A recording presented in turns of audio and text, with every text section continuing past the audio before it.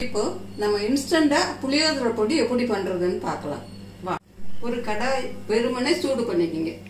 முதல்ல 2 சிட்டிகை கடுகு போட்டுக்கோங்க. அந்த எண்ணெய் சட்டியில கடுகு சேர்த்தோம்னா அது நல்ல வாசனையாகவும் இருக்கும், எதுவும் கெட்டு போகாமலும் இருக்கும். அதுக்காக தான் முதல்ல அதை சேர்க்கிறோம். அடுத்தது 1/4 கப் அளவுக்கு கடலை பருப்பு. இந்த கடலை பருப்பை 1 நிமிஷம் வறுத்துட்டு உடனே உளுத்தம் பருப்பு அதோட கொட்டிடுங்க. 1/4 கப் உளுத்தம் பருப்பு. 1 நிமிஷம் அந்த உளுத்தம் பருப்பை வறுத்துட்டு 1 டீஸ்பூன் வெந்தயம் அதோட சேர்த்துக்குங்க.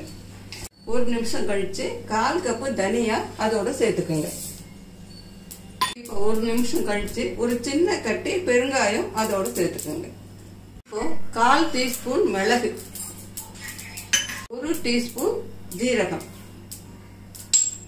1 டீஸ்பூன் எள்ளு. இப்போ 15 நீட்ட மிளகா எடுத்து வச்சிருக்கேன். இப்போ கலருக்காக ஒரு 10 பேடகி மிளகா எடுத்து வச்சிருக்கேன். கார அளவு உங்களுக்கு ஏற்றபடி அட்ஜஸ்ட் பண்ணிக்கங்க. ஒரு கொத்து கருவேப்பிலை. இப்போ இந்த கடலையெல்லாம் நல்லா வறுபட்டு மிளகாயும் பொன்னிறமா ஆனதும் அடுப்பை நிறுத்திடுங்க. இப்போ 1 டேபிள் ஸ்பூன் கல் உப்பை எடுத்து இதோட சேர்த்து நல்லா கலந்து கொடுங்க. அந்த வீணா போகாம இருக்கும் அந்த உப்பு சேர்க்கறதுனால. இப்ப பாருங்க, இந்த மிளகாய் நல்லா கலகலன்னு சத்தம் கேட்குது, நல்லா வறுபட்ட சத்தம். இப்ப பாருங்க, இந்த கருவேப்பிலை நல்லா பொடியாகுது, அவ்வளவு வறுபட்டு இருக்குது. இப்ப இது எல்லாத்தையும் ஒரு தட்டுல எடுத்து போட்டு ஆற வச்சிருவோம். இப்ப நல்லா ஆறிக்கிட்டு இருக்கட்டும். இப்ப இதே வானிலையே அடுப்புல வச்சுட்டு 1 ஸ்பூன் எண்ணெய் விட்டுக்கோங்க. இப்ப 1 கப்பு புளியில கொட்டை அந்த கதிரெல்லாம் எடுத்துட்டு சுத்தம் பண்ணி வச்சிருக்கேன். இந்த பீஸை கட் பண்ணி வச்சுக்கோங்க. இப்ப இந்த எண்ணெயில இந்த புளியை போட்டுக்கலாம். மிதமான தீயில வச்சு இந்த புளியை நம்ம வறுத்து எடுக்க போறோம். புளியோட பச்சை வாசனை போற வரைக்கும் 2-3 நிமிஷம் நல்லா அதை வதக்கி எடுத்துட்டு அடுப்பை ஆஃப் பண்ணிட்டு அப்படியே பரத்துனாப்புல அந்த புளியை வச்சிருங்க. அந்த வானலியோட சூட்லேயே அது நல்லா பொடி பண்ற அளவுக்கு மாறிடும்.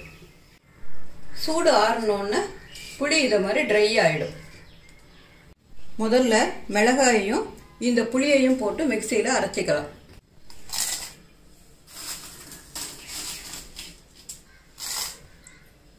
கால் டீஸ்பூன் மஞ்சத்தூள் அதோட சேர்த்துக்கலாம். இதை முதல்ல அரைச்சிக்கலாம். இப்போ இதோட இதையும் சேர்த்து போட்டு அரைச்சிக்கலாம். இந்த மாதிரி அரைச்சிக்கங்க. இப்போ இதை இந்த பிளேட்ல கொட்டி நல்லா ஆற வச்சுக்கலாம். இந்த பொடி நல்லா ஆறுனதுக்கு அப்புறம் ஈரம் இல்லாத ஒரு கண்ணாடி பாட்டில்ல போட்டு வச்சிங்கன்னா 3 மாசம் வரைக்கும் நல்லா இருக்கும். இப்போ இன்ஸ்டன்ட் புளியோதரை பொடி வச்சிருக்கோம்ல, அதை வச்சு இந்த புளி சாதம் எப்படி பண்றதுங்கிறத நம்ம பார்க்கலாம். 1 கப்பு பாஸ்மதி அரிசி எடுத்து வடிச்சிட்டு அதோட 1/4 டீஸ்பூன் மஞ்சத்தூள் சேர்த்து வச்சிருக்கேன். 1 டேபிள் ஸ்பூன் நல்லெண்ணெய் சேர்த்துப்போம்.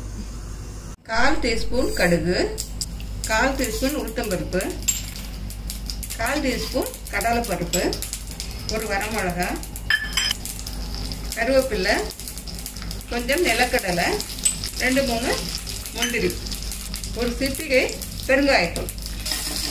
முந்திரி பருப்பு ஆப்ஷனல், தேவைப்பட்டா போட்டுக்குங்க, போட்டா நல்லா இருக்கும். இப்போ நம்ம போட்ட பருப்பெல்லாம் பொன்னிறமாக வறுபட்டு அப்ப 2 ஸ்பூனு அதுல நம்ம செஞ்சு வச்சிருக்கோம்னா பொடி, அதை சேர்த்துக்கலாம். பொடியை 1 நிமிஷம் நம்ம வறுத்துட்டு இப்போ வடிச்சு வச்சிருக்க சாதத்தை அதோட சேர்த்துக்கலாம். இன்ஸ்டன்ட் பொடியிலேயே உப்பு சேர்த்து தான் பண்ணியிருக்கோம். இருந்தாலும் இப்ப தேவைப்பட்டதுன்னா கொஞ்சம் சேர்த்துக்குங்க, பார்த்துட்டு சேர்த்துக்குங்க. இப்போ நல்லா கலந்து விட்டுருக்குங்க. கிளறிட்டு 1 நிமிஷத்துல அடுப்பை நிறுத்திடலாம்.